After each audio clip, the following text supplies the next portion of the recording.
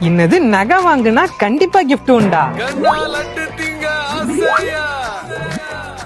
இன்னது அதே கடையில நகை வாங்கினா டிவி, ஃப்ரிட்ஜ், வாஷிங் மிஷின் உண்டா?